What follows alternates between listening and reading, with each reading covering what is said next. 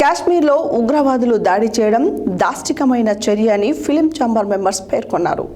24 clubs సంయుక్తంగా నిరసన వ్యక్తం చేస్తూ ప్రతి భారతీయుడు రక్తం మరుగుతుందని, పాకిస్తాన్ ఉగ్రవాదులను కట్టడి చేయడం కోసం దేశవ్యాప్తంగా అందరం ఏకం కావాలని కోరారు. ఈ సందర్భంగా వారు మాట్లాడారు. ఇటీవల కాశ్మీర్లో జరిగిన ఉగ్రదాడి గురించి ప్రత్యేకంగా చెప్పనవసరం లేదు. పాకిస్తాన్ ఉగ్రవాదులు చేతకాని వారిలాగా అమాయకులపై విరుచుకుపడ్డారు. దీంతో దేశవ్యాప్తంగా ఈ ఘటనపై ఆందోళనలు వ్యక్తమవుతున్నాయి. ప్రతి భారతీయుడి రక్తం మరిగిపోతోంది.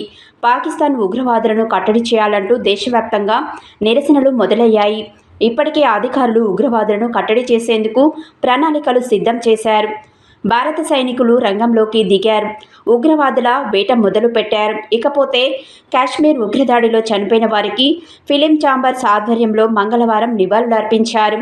ఈ కార్యక్రమంలో ఎంఏఏ మాజీ ప్రెసిడెంట్, మాజీ ఎంపీ అండ్ సీనియర్ నటుడు మురళీమోహన్ మాట్లాడుతూ ఈ ఉగ్రదాడి చాలా దురదృష్టకరమైన పరిణామమని అన్నారు.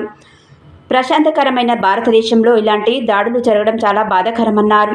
ఈ దాడికి ప్రపంచం మొత్తం కూడా బాధకు గురైందన్నారు. ఉగ్రవాదులను కట్టడి చేయడానికి సిద్ధమైన అధికారులకు అండగా ఉందామని అన్నారు. టీఎఫ్టీసీ కార్యదర్శి ప్రసన్న మాట్లాడుతూ జరిగిన ఘటనను తీవ్రంగా ఖండించారు. ఉగ్రవాదులపై నిప్పులు చెలరేగారు. ఇక Telugu film employees federation president Vallabhaneni Anil Kumar మాట్లాడుతూ ఉగ్రవాదాన్ని తీవ్రంగా ఖండించారు. భవిష్యత్తులో ఇలాంటి దాడులు జరగకుండా అవగాహన కల్పిస్తామంటూ హామీ ఇచ్చారు.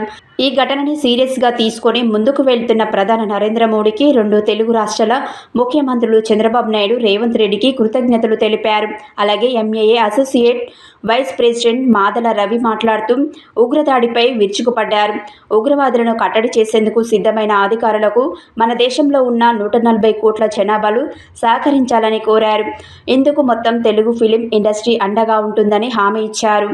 ఈ సమావేశంలో భారత్ భూషణ్, దామోదర్ ప్రసాద్, మురళీమోహన్, ప్రసన్నకుమార్, అనుపమ రెడ్డి, మాదల రవి, వల్లభనేని అనిల్, శ్రీధర్ తదితరులు పాల్గొన్నారు.